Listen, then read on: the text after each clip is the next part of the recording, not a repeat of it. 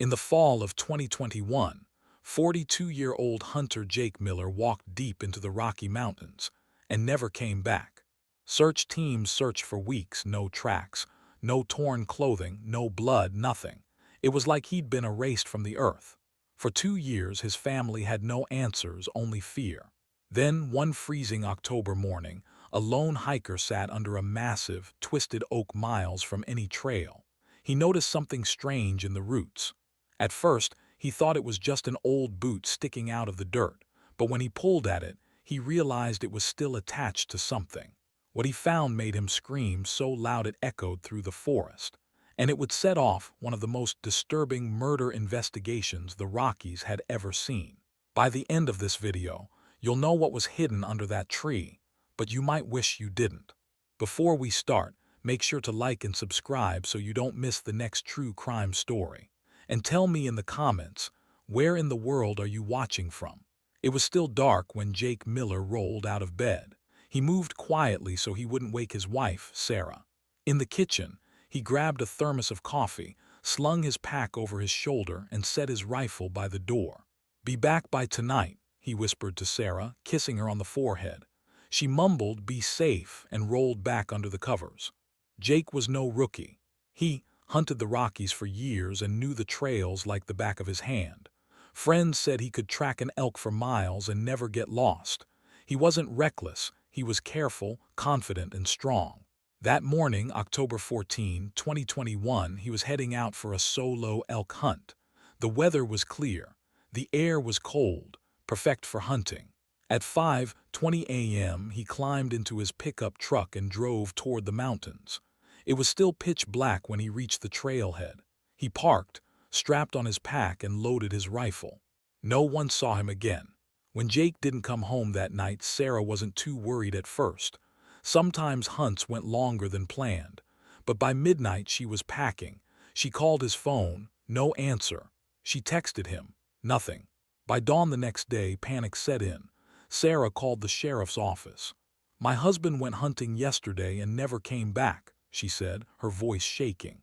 Deputies headed to the trailhead to check things out. The sheriff's deputies reached the trailhead just after sunrise. Jake's pickup truck was parked neatly in the gravel lot. The doors were locked. The windows were rolled up. Inside, nothing seemed strange. His lunchbox was empty. A thermos sat on the passenger seat, and the key ring was gone. In the truck bed, they found nothing but an old tarp and some rope. His rifle wasn't there. Neither was his hunting pack. It looked like he had set out on his hunt just as planned. Deputies checked the immediate area. No sign of Jake. They called his name, but their voices echoed back from the trees. When Sarah arrived, she ran to the truck. "This is where he parked," she said, her voice breaking. "He should have been back last night." Searchers began fanning out from the lot, moving into the thick forest. They expected to find boot prints, broken twigs, or some sign of the direction Jake had gone. Nothing. The weather had stayed dry all night. If Jake had walked this trail, there should have been tracks, but the dirt was untouched, as if no one had passed through. Deputies checked the GPS tracker Jake usually carried. Sarah had the login to his account. The last signal came from less than a mile into the trail. Then nothing. The device had gone offline. It was like he had walked in and vanished. By that afternoon, more searchers had arrived, local volunteers, hunters who knew Jake, and trained rescue teams. They moved carefully through the woods, scanning for footprints, pieces of clothing, or dropped gear. A hunter going missing was rare, but when it happened, there was usually a sign. This time, there was none. No boot prints in the dirt, no drag marks, no torn fabric caught on branches. The ground looked untouched. Search dogs were brought in. At first, they seemed to catch a scent near the trailhead, but just a few minutes in, they stopped, tails down, confused. It didn't make sense. Even if Jake had gotten lost, they should have found something: a glove, an empty shell casing, a trail of some kind. By sunset, the search teams had covered several miles in all directions. Still nothing. As darkness fell, the forest felt heavier, quieter. Sarah stood by Jake's truck, staring at the trailhead. "He's out there," she whispered. "He has to be." but no one could explain why it felt like Jake Miller had stepped into the woods and simply disappeared. Jake's GPS tracker was supposed to be a safety net. Sarah had insisted he carry it on every hunt. It could send his location in real time and even send an SOS if he was in trouble. Deputies pulled up the online map and stared at the screen. The last ping was 8:07 a.m., less than an hour after he parked. The dot showed him about 3/4 of a mile from the trailhead, not even far enough to reach the deeper hunting areas he usually went to. After that, the signal went dead. "That's strange," one of the deputies said. "GPS devices didn't just shut off on their own unless the battery was dead. The power button was pressed or something damaged it. If it was a battery issue, it was too soon. Jake had charged it the night before. If it was turned off, it had to be by Jake's hand or someone else." The short hike distance raised questions. Had he met someone right at the start? Had something happened before he got deep into the woods? Searchers focused heavily on the area around that last ping. They combed the ground, checked for broken branches, disturbed soil, anything. Nothing. It was like the GPS had been shut down, and Jake had been erased from the map. By the second day of searching, word had spread through town.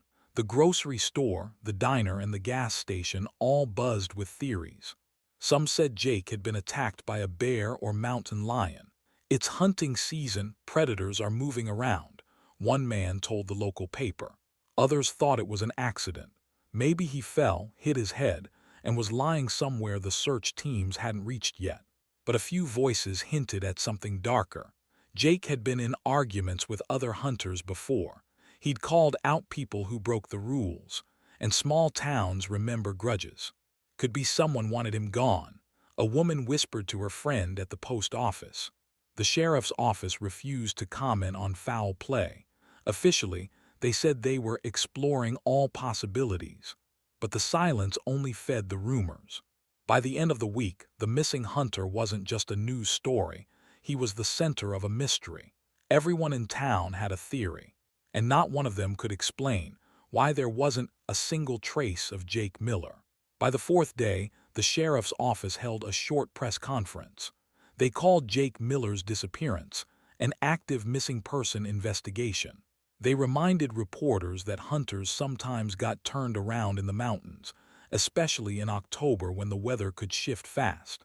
To them, it was routine. But to Sarah, Jake's wife, that label felt wrong.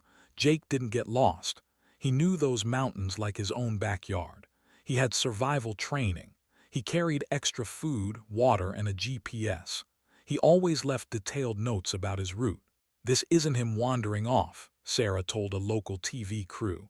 "Something happened to him. Someone needs to find out what." Her voice cracked, but her eyes were steady.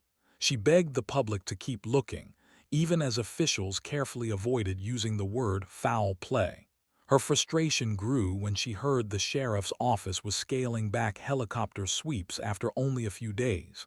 "They're treating this like he just walked away," she told her sister. "That's not what happened." To the family, every hour without answers wasn't just time lost. It was proof the wrong story was being told. Behind closed doors, some deputies admitted this case didn't feel normal. Most lost hiker calls followed a pattern: signs of struggle with the terrain, dropped gear, or traces left along a trail. A GPS ping that showed steady movement, not a sudden stop. Jake's case had none of that. It was like he'd started his hunt, and then, minutes later, everything just stopped.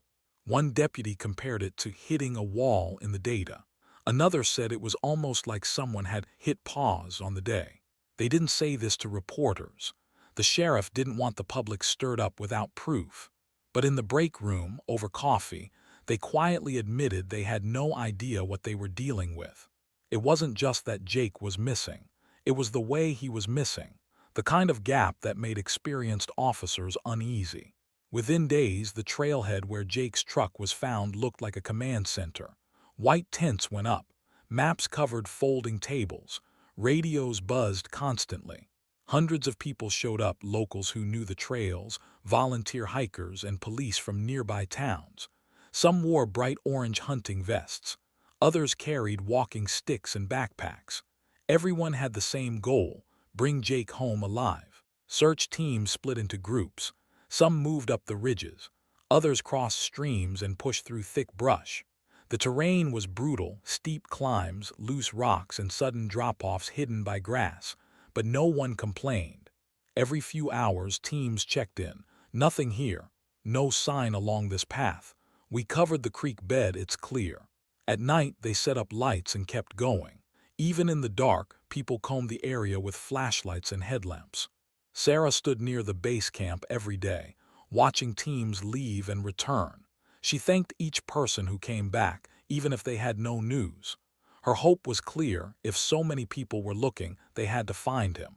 But as hours turned into days, hope started to feel like it was slipping away. When the ground search didn't turn up anything, the sheriff called in air support. Helicopters from the state police and local rescue units arrived the next morning. The sound of rotor blades echoed through the valley. The pilots flew low, scanning the ridges, valleys, and open meadows. From above, they could see places that would take hours to reach on foot. Spotters leaned out of the doors, scanning the ground with binoculars. They looked for movement, bright clothing, or anything that didn't belong in the natural landscape. But it was all the same: pine trees, rocky slopes, streams winding through the valleys. No flash of orange hunting gear. No sign of Jake. The helicopters landed to refuel, then went back up again. This went on for days, still nothing. For many searchers, that was the moment the case turned strange. Usually, if someone was out here, a helicopter could at least spot a clue: a backpack, a fire, a trail of footprints in the snow or dirt. For Jake, there was nothing. Just endless wilderness swallowing every hint he'd ever been there. On the fifth day, search teams brought in trained dogs. They started at Jake's truck. The dogs sniffed an old hunting jacket from his home, then pulled their handlers toward the trail. At first, it seemed promising. The dogs moved quickly, tails wagging, noses to the ground. They followed the path into the forest, winding between the trees. About half a mile in, the dogs slowed. They sniffed in circles, confused. The handlers encouraged them to keep going. The dogs moved a few steps, then stopped. They paced back and forth over the same patch of pine needles. Then they sat down, whining. The scent was gone. Handlers spread out, letting the dogs try different directions. Same result. It was like Jake's trail ended in the middle of the forest. For the searchers, it didn't make sense. A person doesn't just disappear like that. Scent might fade, but not this suddenly, not in good weather. One officer muttered to another, "It's like he was here, and then he was." That moment changed the tone of the search. People started asking questions they hadn't before. By the second week, the search had become a mix of hope and frustration. Every small discovery felt like it could be the breakthrough, until it was. One team found an empty rifle shell casing along a ridge. Everyone froze. Was it Jake? Detectives bagged it, marked the location, and sent it for testing. Days later, results came back. It was old, weathered, and had nothing to do with him. Another group spotted a broken twig and what looked like a faint footprint near a stream. They followed it for nearly a mile, pushing through thick brush. But it ended in nothing, just animal tracks and fallen leaves. People began noticing how each lead seemed to dissolve the moment they followed it. Even Sarah had moments where her heart jumped. A volunteer once radioed in about a piece of fabric caught in a bush. She raced to the site, thinking it might be part of Jake's jacket. It was, just a scrap of tarp from an old campsite. The search was turning into a cycle of excitement and letdowns. And with every false lead, the reality sank in: Jake could be anywhere. And the wilderness wasn't giving up its secrets easily. Late one afternoon, a search team suggested checking a small pond less than a mile from Jake's truck. It wasn't big, but the water was dark and still. Some feared the worst: maybe he'd slipped, maybe something had happened here. The sheriff approved it. The next morning, crews arrived with pumps and hoses. They set up generators and started draining the water. At first, the process was slow. Mud and leaves churned at the surface. Searchers stood by, watching, silent. Every foot the water dropped felt like it could reveal something. After hours, the pond was almost empty. The muddy bottom came into view, littered with sticks, rocks, and a few rusted cans. But no gear, no clothing, no Jake. The team packed up quietly. It wasn't relief. It wasn't closure. It was just nothing. One deputy said what everyone was thinking. If he's not here, then where is he? By the third week, the search teams were worn down. They'd covered miles of rough terrain, followed dozens of false leads, and found nothing. One afternoon, the sheriff pulled Sarah aside. He explained they were running out of resources, that they might have to call off the official search. Sarah shook her head. "No, you can't stop. He's out there. I know he is." She spoke to the volunteers, her voice breaking. "Jake is the toughest man I know. He wouldn't just vanish. Please don't give up on him." Some searchers stayed longer because of her words. They pushed through more ravines, checked old hunting cabins, even searched abandoned mines. But still, nothing. Every day, Sarah waited at the trailhead, scanning the trees, listening for footsteps that never came. She told reporters, "I don't care if it takes a month or a year. I will find him." But the mountain stayed silent. After 3 long weeks, the sheriff made it official. The search for Jake Miller was over. There was no ceremony, no announcement to the public. Just a quiet decision, relayed to the teams who packed up their gear and headed home. For Sarah, it felt like the world had given up on her husband. She refused to take down the missing posters. She refused to stop calling the sheriff's office for updates. But there were no updates. Rumors began to fill the gap. Some locals whispered that Jake had staged his own disappearance to escape debts. Others claimed he was attacked by an animal and dragged into the forest.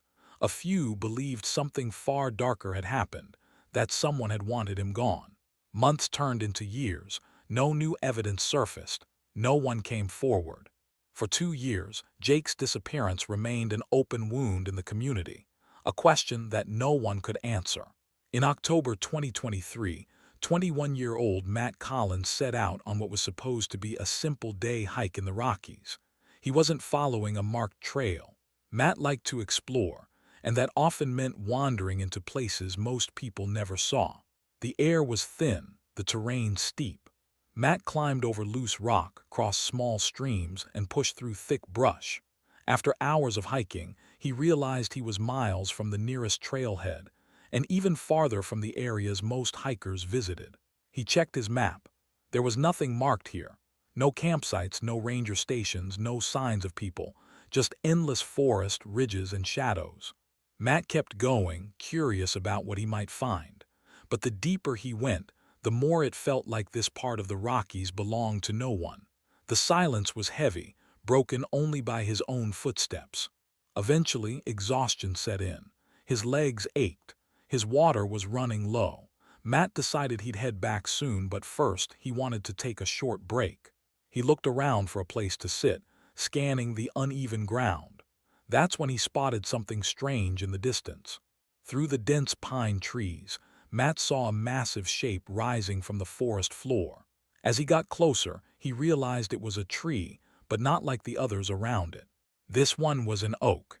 It was huge, its trunk wider than Matt was tall, with thick, twisting branches that reached far above the pine canopy. The bark was dark and weathered, and the roots bulged from the ground like giant snakes. Matt stopped and stared. Oaks didn't usually grow here. The elevation, the soil, it wasn't the right environment. It felt completely out of place, like it had been standing there for hundreds of years, untouched. He stepped closer, running his hand along the rough bark. The ground beneath it was uneven, littered with fallen leaves and tangled roots. The air felt cooler in its shade. For a moment, Matt forgot about turning back. Something about the oak drew him in, like it was guarding something. He lowered himself to the ground, leaning against its trunk to rest. That's when he saw it, something small and pale caught between 2 thick roots, almost hidden by dirt and leaves. At first, Matt thought it was just a piece of trash, a corner of fabric, weathered and frayed, sticking out from the soil. Curious, he reached down and pulled on it. The dirt clung to the cloth, making it hard to free. He tugged harder, and suddenly, something heavy came loose. Matt froze. It wasn't just fabric, it was part of a boot. and inside the boot was a human foot. His stomach lurched. He dropped it instantly, stumbling backward and almost falling over the roots. His heart pounded in his chest. Matt knew exactly what he had found: human remains. Shaking, he grabbed his phone and dialed 911. His voice cracked as he told the dispatcher where he was, trying his best to explain the unmarked location. "Stay there," they told him. "Don't touch anything." Matt backed away from the tree, keeping his eyes on the spot where the boot lay. Every instinct told him to run, but he forced himself to wait for help.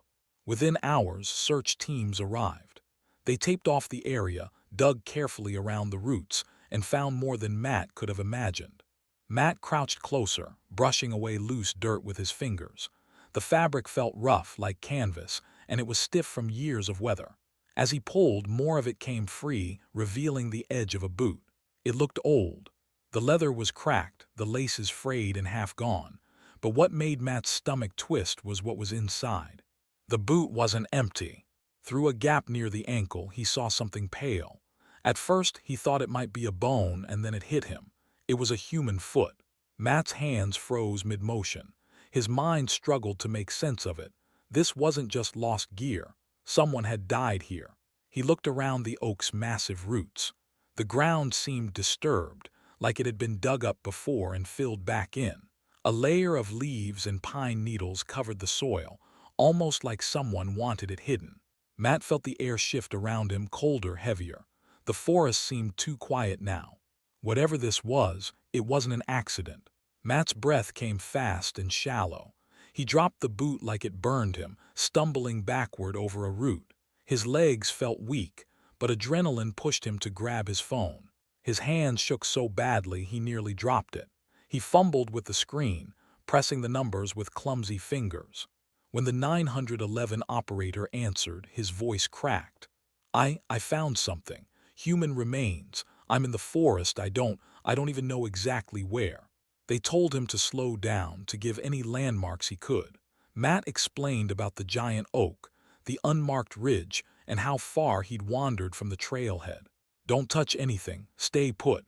Help is coming," the operator said firmly. Matt nodded even though they couldn't see him. He couldn't take his eyes off the spot where the boot lay, half buried in the roots. Every rustle of leaves behind him made him turn, expecting something. Minutes felt like hours, until he finally heard voices calling his name. Search teams emerged from the trees, their faces shifting from confusion to shock when they saw what he'd found. By the next morning, the area around the oak was sealed off with crime scene tape. Uniformed deputies stood watch while forensic teams set up floodlights, even though the sun was already rising. Every movement was slow and careful. Investigators took photos from every angle before anyone touched the soil. Then they began to dig, inch by inch, brushing away dirt with small trowels and paintbrushes. The first thing uncovered was more fabric, then a section of denim that had faded to gray. Beneath it, skeletal remains began to emerge, the bones stained dark from years underground. Detectives worked in silence, speaking only to confirm what they were finding. The burial site was strange. The grave wasn't deep, maybe 2 feet at most. Large roots wrapped around parts of the body, as if the tree had been growing around it for years. As more of the skeleton was revealed, they found a cracked belt buckle, a rusted pocket knife, and a faded patch from a hunting jacket. One investigator quietly said, "That's him." But they didn't stop. They kept digging until every fragment of clothing, every scrap of bone, was documented and placed into evidence bags. When the remains were fully exposed, everyone noticed the same thing. Jake's body wasn't lying flat like someone who'd simply collapsed. His arms were bent awkwardly above his head. His legs were twisted to one side, as if he'd been forced into the space. It didn't look like he had just died there. It looked like someone had put him there. The soil around the bones was packed tighter in some places than others, another sign of a rushed burial.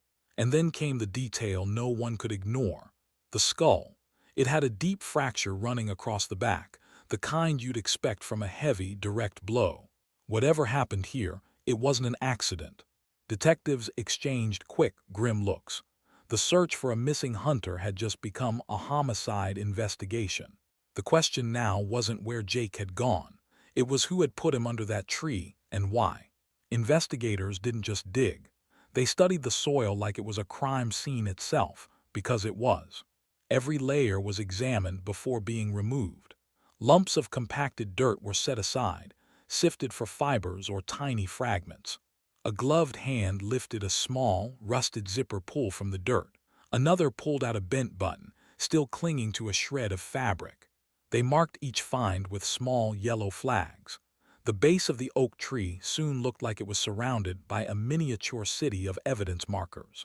Root systems were carefully cut back, so they wouldn't disturb the position of the remains. One investigator used a small brush to free a bone from under a thick root, snapping pictures before placing it in a bag.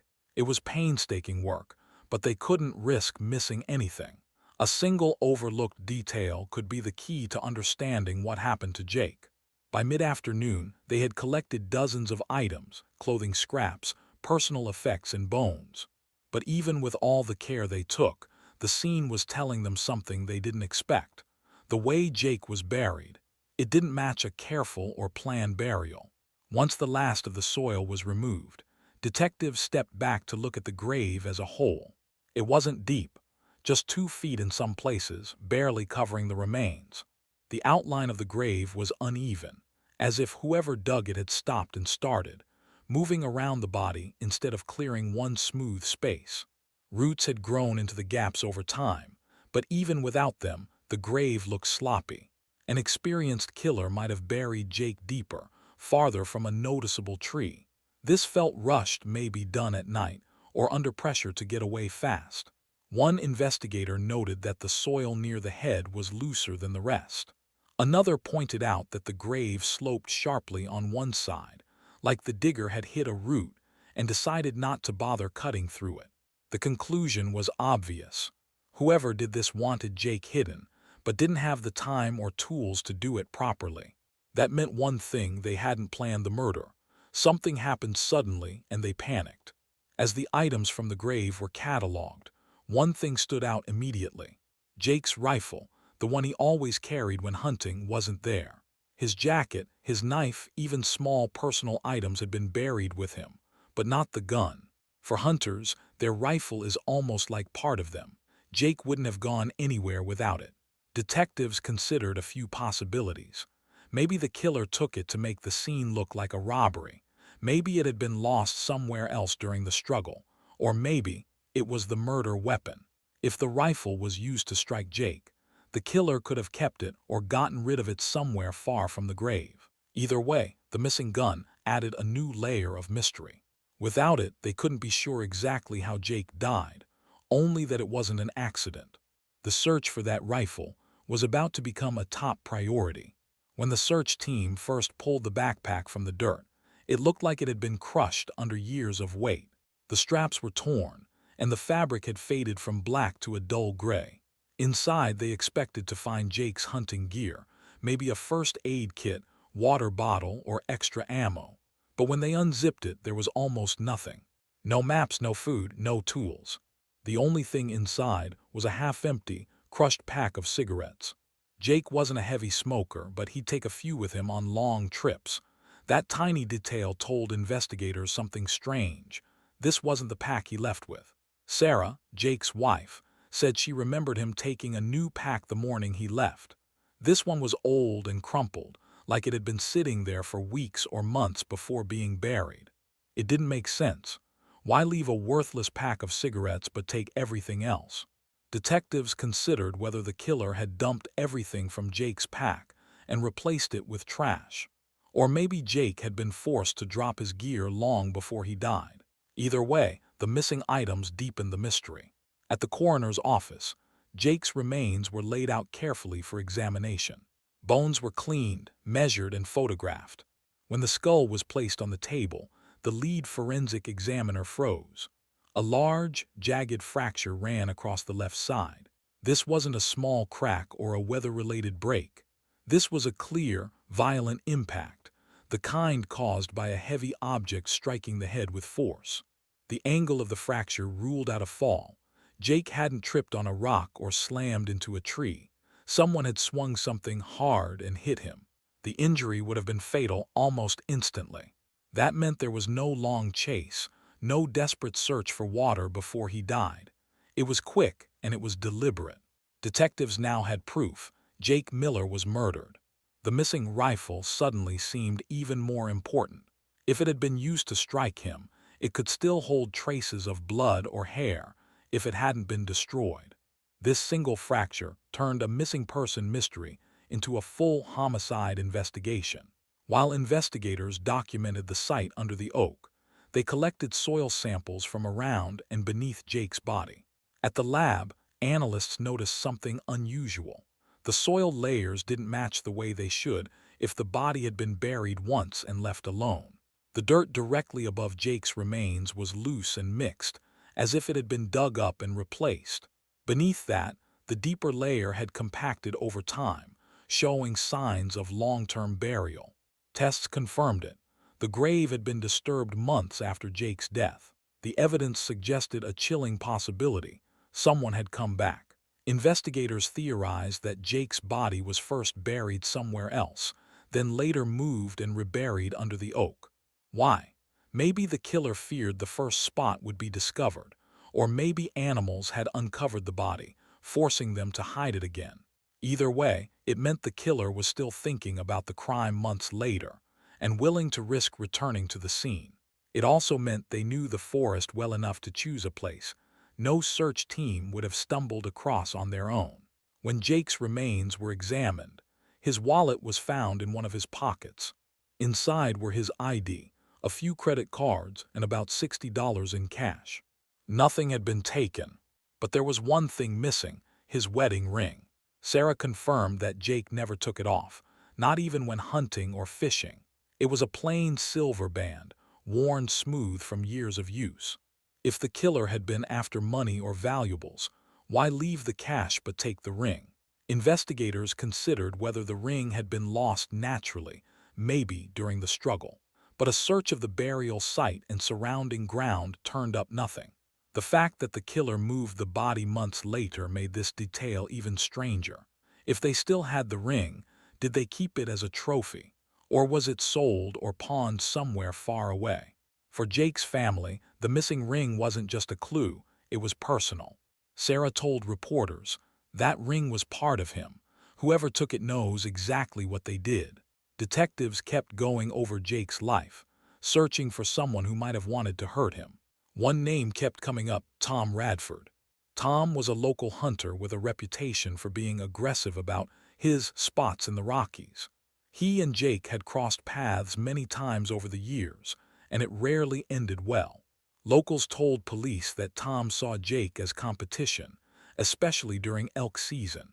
People remembered Tom complaining loudly at the bar about how Jake didn't belong in certain parts of the mountains. Detectives learned that just before Jake's disappearance, the two had been seen in the same hunting area multiple times. Witnesses said Tom didn't hide his frustration, making comments about running Jake out of his territory. While none of this proved anything, it gave investigators a starting point. Tom was known for carrying a heavy-caliber rifle and spending days deep in the wilderness alone. He also knew the terrain well, including remote areas like the one where Jake's body was eventually found. The more detectives dug, the more it seemed possible that Tom wasn't just a rival hunter. He might have been an enemy. A few weeks before Jake vanished, something happened that no one in town forgot. It was a Saturday night at Miller's Tavern, the only bar for miles. Jake was sitting at a table with two friends when Tom walked in. Witnesses said Tom went straight over to Jake and started talking loudly about hunting spots. Jake told him to back off. Tom didn't. Within minutes, the argument turned physical. Chairs scraped back, drinks spilled, and the two men shoved each other hard.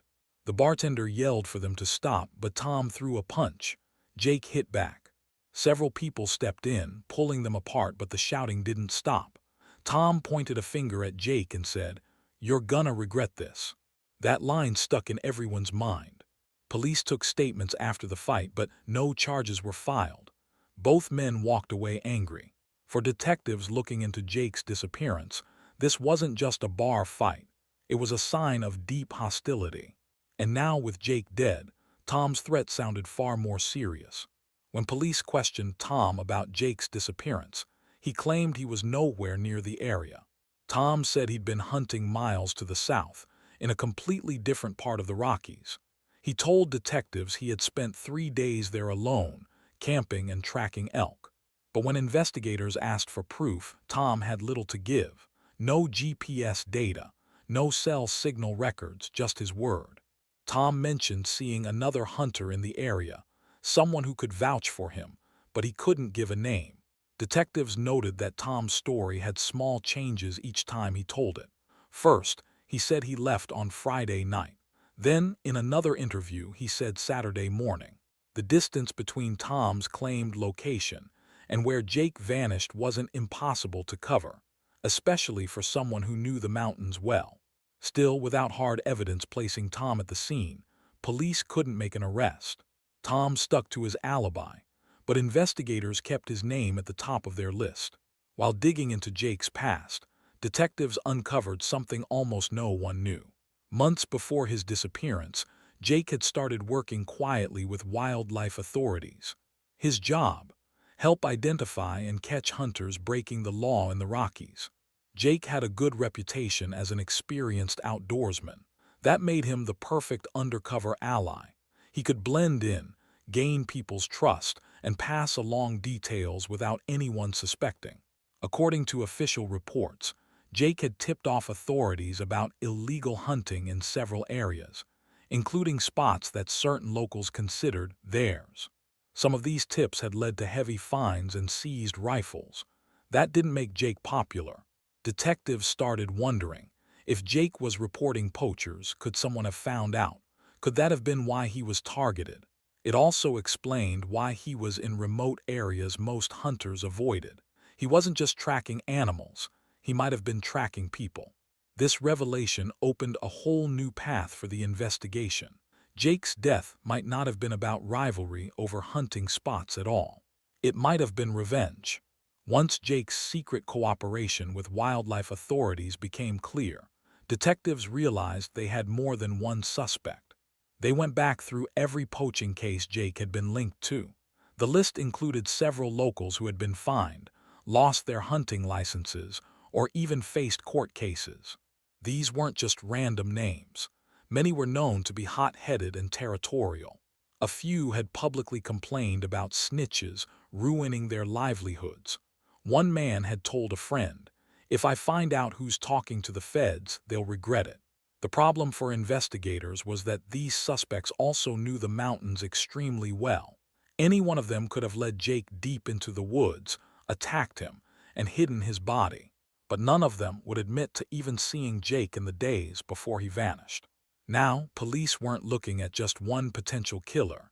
They were looking at a small network of people, all of whom had a reason to hate Jake. It was becoming clear that in this case, the truth might be buried under more than dirt. When detectives pressed Jake's closest friends, the truth started to leak out. For months before the hunt, Jake had been getting threats. Sometimes it was anonymous notes left on his truck. Other times it was crude messages scratched into his cabin's door. One friend admitted Jake had shown him a bullet casing in an envelope with the words, "Next time it's you," written on a scrap of paper. But during the 3 weeks Jake was missing, not one of these friends spoke up. When asked why, most said they thought the threats were just talk, part of the rough-and-tumble hunting world. Others feared they'd be dragged into trouble themselves if they said anything. The result? Detectives lost valuable time chasing dead ends, not knowing Jake might have been targeted long before that last hunt. It was only after his body was found that people started talking.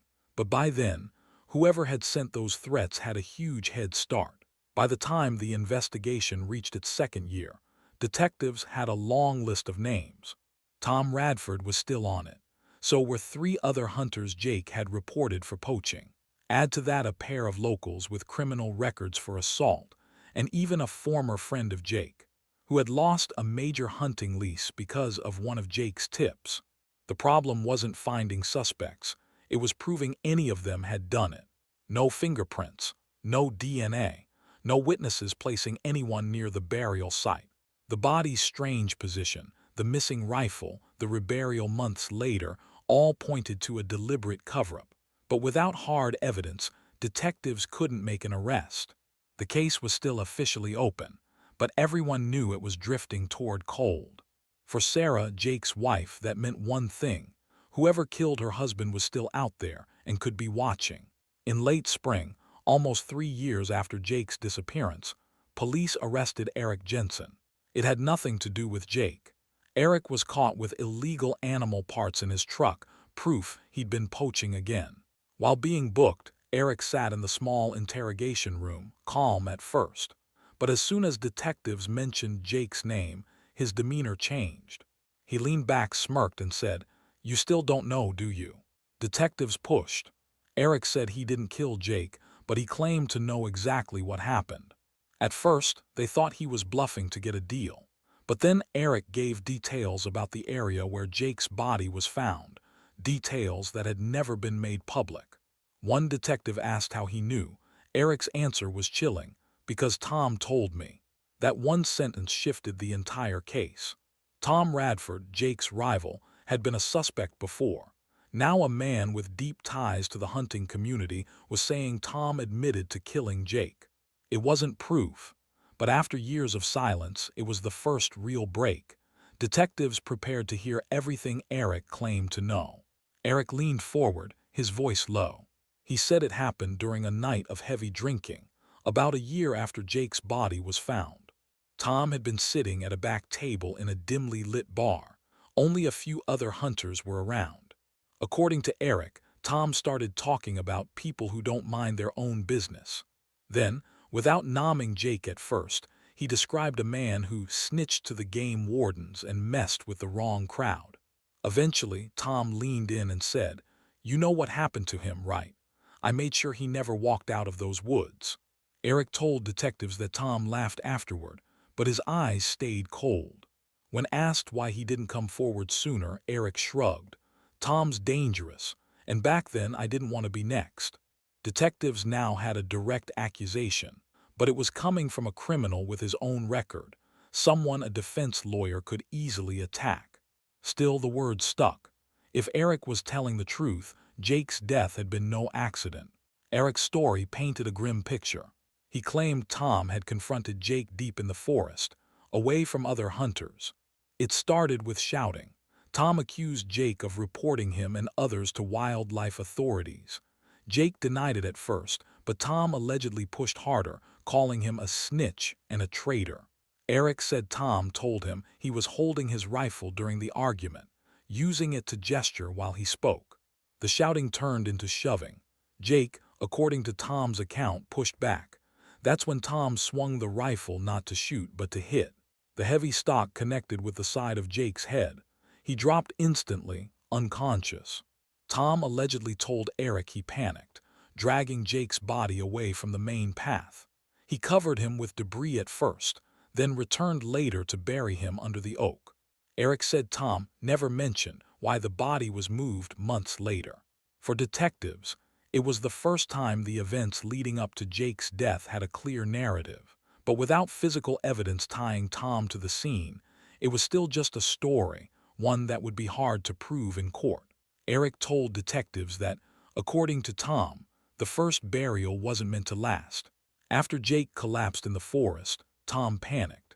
He dragged the body into a thicket of pine trees, far enough from the trail that no one would stumble across it by accident. Tom didn't have a shovel, just his hands and a hunting knife. He scraped at the dirt, clearing a space just deep enough to hide Jake from sight. Eric said Tom covered the body with pine needles, branches, and loose soil.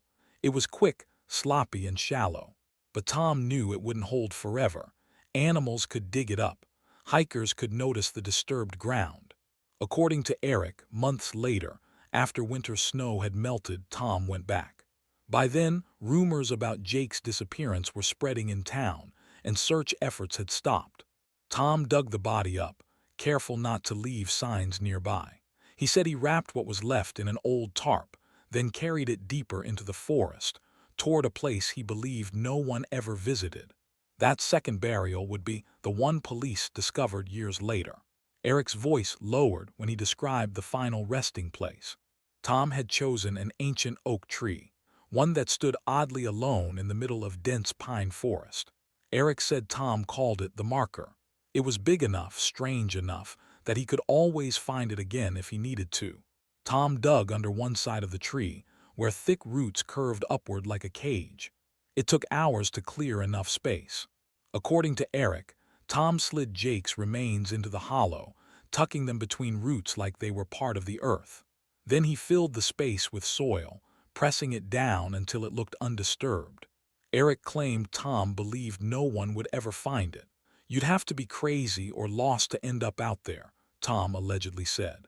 For detectives, hearing this made sense of the crime scene. Matt Collins, the hiker who found Jake, had been wandering far off any known trail when he spotted the oak. It was almost pure luck, or fate, that the secret burial spot was discovered at all. Detectives didn't take Eric's account at face value. From the start, there were problems. Eric claimed Tom confessed months after Jake's death, but records showed Eric had been out of town for most of that time. When asked why Tom would suddenly open up to him, Eric just shrugged. He said they'd been drinking and Tom wanted to get it off his chest. But Eric and Tom weren't close friends. They'd barely spoken before Jake went missing. Investigators also questioned Eric's timing. Why come forward now, years later, and only after being arrested for another crime? Eric insisted he was telling the truth, but his story had small changes each time he repeated it. Dates didn't line up. Details shifted. Still, there were pieces of information Eric gave that hadn't been made public. Things only someone with inside knowledge could know. It left detectives torn. Was he lying to cut a deal? Or was this the break they'd been waiting for? They decided to press him harder. If Eric really knew where Jake's body had been buried the second time, maybe he knew where something else was hidden. Something that could confirm everything. Eric hesitated for hours before finally speaking up. He told detectives there was one more thing. According to him, after the killing, Tom didn't just move Jake's body. He also hid the murder weapon. Eric claimed it was buried about a mile from the oak tree, near an old game trail. A small search team went with Eric into the woods. They watched as he paced slowly, scanning the ground like he'd been there before. Finally, Eric stopped and pointed to a spot under a cluster of rocks. Officers dug carefully, peeling away layers of soil. Minutes later, they uncovered a long, rusted rifle. The serial number was scratched off, but investigators knew it matched the make and model Jake had been carrying. For the first time in years, they had hard physical evidence, and it had been sitting in the dirt all along. On a cold April morning, detectives drove up the long dirt road to Tom Radford's cabin. They had a warrant, they had the rifle, they had enough to make an arrest. Tom was outside, loading gear into his truck. He looked up and froze when the unmarked cars stopped in his driveway. Two officers stepped out, hands on their holsters. One of them read the charges out loud. "Tom Radford, you are under arrest for the murder of Jake Larson." Tom didn't argue at first. He just stared at the ground, breathing hard. Then he muttered, "You've got the wrong man." They cuffed him and walked him to the car. News spread fast through the small mountain town. People gathered outside the sheriff's office, whispering, shaking their heads. For years, rumors had swirled about Tom's temper, his fights, and his dislike for Jake. Now, it looked like those rumors had been right. Inside, detectives processed Tom, photographing him and taking his fingerprints. This wasn't just another suspect being questioned. This was the man they believed had been hiding the truth since the day Jake disappeared. The courtroom was packed on the first day. Jake's family sat in the front row, silent, their eyes locked on Tom. The prosecution wasted no time. They rolled in a table covered with evidence, including the rusted rifle found in the dirt. They explained how forensic tests showed it was the same caliber used in the killing, how soil on the gun matched the area Eric had pointed out, how fibers from Jake's clothing were found on the weapon. Then came Eric Jensen's testimony. He told the jury about Tom's alleged confession, the fight in the forest, and how the body had been moved to the oak tree. The defense attacked Eric's credibility, pointing to his criminal record and changing stories. But prosecutors countered by saying too many details matched the physical evidence to ignore. Jurors listened, taking notes. Every piece of evidence was placed in front of them, one at a time, building a picture of what the state said happened to Jake. It was clear. The prosecution's case rested heavily on the rifle and Eric's account. When it was finally his turn, Tom took the stand. He told the jury he never killed Jake. He admitted they argued before, but claimed it was just normal hunting disagreements. Tom said on the day Jake went missing, he was several miles away, tracking elk. He insisted he never even saw Jake that day. As for the rifle, Tom said he'd never owned it. He accused Eric of planting it to save himself from prison. The defense pointed out there were no fingerprints or DNA linking Tom to the gun. They reminded the jury that Eric had a lot to gain by cooperating. But the prosecution tore into Tom's alibi. Cell tower data showed his phone was much closer to where Jake vanished than he claimed. And while there was no direct DNA on the rifle, a single boot print near where it was buried matched Tom's size and brand. Tom shook his head, saying it could have been anyone's. But his answers grew shorter, and his eyes avoided the jury. In closing arguments, prosecutors told the jury the story was simple. Tom saw Jake as a threat, confronted him, and killed him. Tom's lawyer said the case was built on lies from a criminal trying to save himself. The jury would now decide which version they believed. After days of testimony and 2 full days of jury deliberation, the courtroom went silent as the foreperson stood. When the judge asked for their decision, the words came clearly. "We find the defendant, Thomas Radford, guilty of second-degree murder."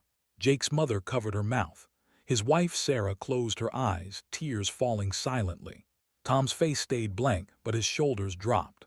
The judge turned to sentencing. He said the crime was brutal. The attempt to hide the body showed a lack of remorse, and the years of silence only made it worse. He sentenced Tom Radford to 35 years in state prison. A murmur went through the courtroom. Some people thought it wasn't enough. Others were relieved to see any justice at all. Tom was led away in handcuffs, his eyes fixed straight ahead. For Jake's family, the moment was both a relief and a new kind of pain. They had answers now, but it didn't bring Jake back. After the trial, Jake's family stepped outside into the crisp air. Reporters crowded around them, asking for comments. Sarah spoke softly. She said she was thankful to the detectives, the prosecutors, and everyone who refused to give up on Jake's case. But she also said no sentence could make up for the years stolen from her husband, or from the daughter who would grow up without her father. Friends and neighbors offered hugs. Some cried openly. Others just nodded, knowing words wouldn't help much. For the investigators, it was one of the toughest cases they'd ever worked. Months of dead ends, dozens of interviews, and a break that only came when someone finally spoke up. Even with the guilty verdict, parts of the story remained unclear. No one knew exactly why Tom decided that day was the moment to act, and only Tom could ever explain the weeks between the killing and the second burial under the oak tree. The town slowly returned to normal, but Jake's absence was felt in every hunting season, every gathering, every trail through the forest where he used to walk. Justice had come, but it came with a reminder that some wounds never fully heal. Months after the trial, the detectives who worked Jake's case still talked about one thing: the oak. They remembered the way its thick roots wrapped around the ground like clenched fists, hiding what no one should ever have to see. The day they unearthed Jake's remains stayed burned into their minds. The smell of damp soil, the sudden glimpse of the boot, the moment they realized it wasn't just a boot. One detective said he could still picture Matt Collins' face when they told him what they had found where he'd been hiking. For many on the team, the oak became more than a tree. It was a symbol of how long secrets can hide, even in places people think they know. Some of them drove by the spot months later just to see it again. It looked like any other tree in the forest. That was the strangest part. They knew if Matt had taken a different turn that day, Jake might still be there, and the truth might still be buried. Even with Tom Radford in prison, the case left a lingering thought in the minds of locals and investigators alike. If one oak tree could hide a body for years, what else could these mountains be hiding? The Rockies stretched for hundreds of miles, deep valleys, hidden caves, and remote ridges where no one ever goes. Search and rescue teams knew the truth better than anyone. People vanished here all the time. Some were found, many were not. Jake's story was a reminder that even when answers come, they come slowly and often at a price. The trail where Matt Collins first spotted the oak was still there, but now hikers passed it with a quiet respect. Some stopped to leave flowers, others just walked faster, eyes forward. For Jake's family, the mountains would always be tied to loss. For the detectives, they would always be tied to the case that almost slipped away. And for the mountains themselves, nothing had changed. They kept their forests, they kept their valleys, and somewhere far from any trail, they still kept their secrets.